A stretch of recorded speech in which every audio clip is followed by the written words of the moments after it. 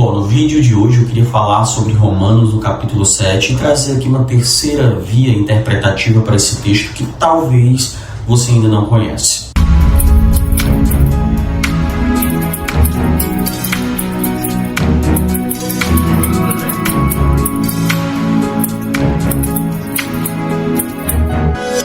Bom, nesse texto nós temos basicamente duas vertentes que são mais conhecidas, que destaca o eu, o eu lírico ali, o personagem descrito como sendo um judeu convertido ou um judeu não convertido. Essas são as interpretações comumente que a gente vê.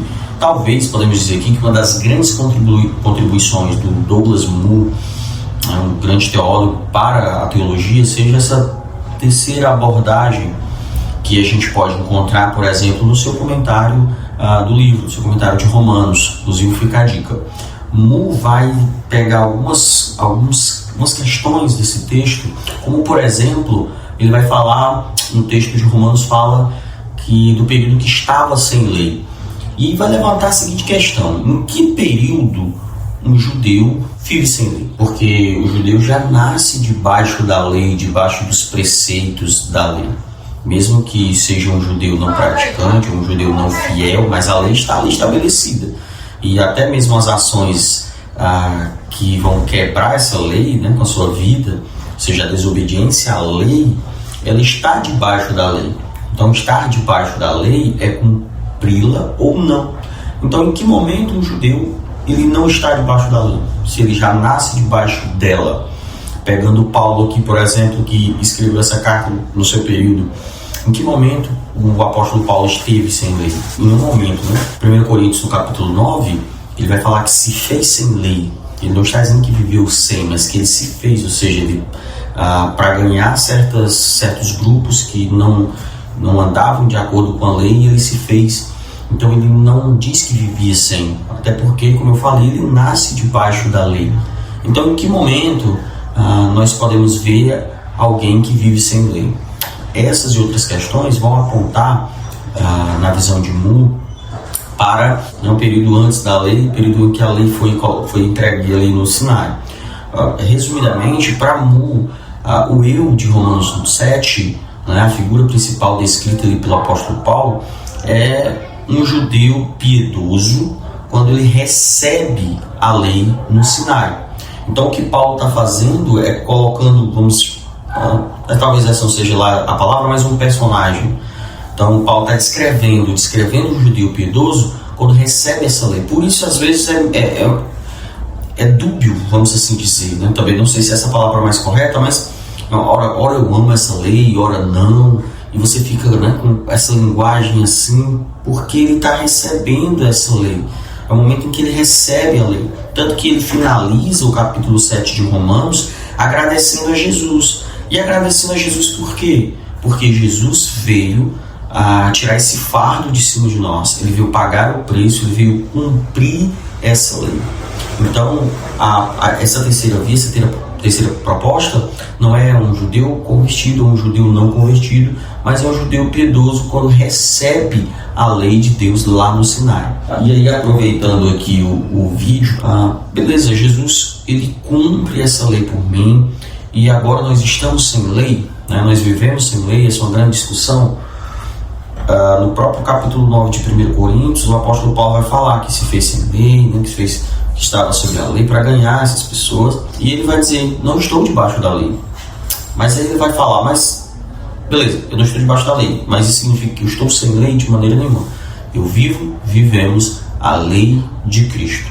Então o que nós temos agora e vivemos agora é a lei de Jesus. Jesus agora cumpre a lei, e esse cumprir aqui é nesse sentido profético, né? Existiam profecias que apontavam para Jesus, e Jesus cumpre essa lei, cumpre essas profecias, e a partir de agora nós vivemos o que Paulo chama lá de lei de Cristo. Por exemplo, quando ele vai falar de adultério, ele vai falar, olha, vocês não leram o que foi dito? Aponta para a lei. Mas eu vos digo. Esse eu vos digo é interpretado por alguns irmãos como sendo Jesus dando o entendimento correto da lei entregue lá no Sinai, da lei de Moisés, enfim. Mas a realidade não.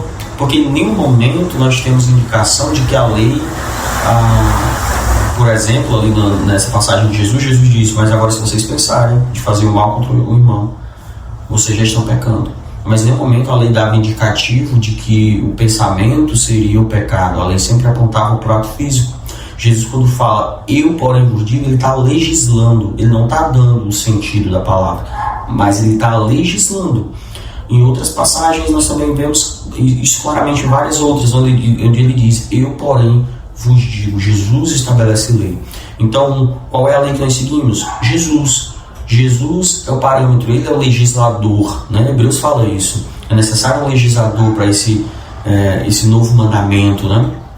E Jesus, ele legisla, e não simplesmente ele traz revelação. Isso não significa ele traz revelação do que foi dito, né? E isso não significa que Jesus está destruindo o que o Pai fez, ou que o Pai fez alguma coisa e Jesus veio destruir. De forma nenhuma.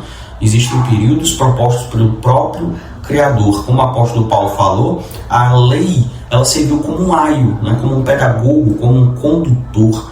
A lei veio para nos mostrar que somos pecadores, a lei veio para nos mostrar que nós sozinhos não conseguimos. E Jesus agora vem para cumprir essa lei e para estabelecer salvação entre os homens, porque pelo cumprimento da lei, como ele mesmo fala em Gálatas, por exemplo, ninguém é salvo, ninguém conseguiu ser salvo e ninguém irá conseguir, né?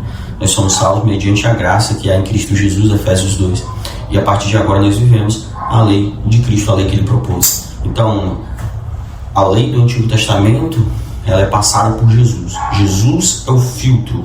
Ao olhar para Cristo, nós vamos ver esse parâmetro de olhar para o Velho Testamento, passar por ele e ver o que nós agora devemos seguir, né? Então, Jesus é essa avaliação da lei. Então, não significa que o Velho Testamento foi abolido, não, mas significa que Jesus é o filtro. Se está na Bíblia, é para mim. Nem tudo que está na Bíblia é para nós. Existem coisas que são questões que são históricas. Então, Jesus é esse filtro. E agora nós vivemos a partir da lei de Jesus. Eu coloquei esse finalzinho aqui para trazer uma rápida explicação, mas o intuito inicial era justamente falar essa terceira proposta de Romanos 7. Mas depois eu posso falar aqui um pouco mais explicadamente sobre a lei, tá bom? Espero que vocês tenham gostado do conteúdo, não sei. Se inscreve aí no canal, se você concorda, comenta, se não, se tem uma outra proposta, comenta aí também, é sempre bom dialogar.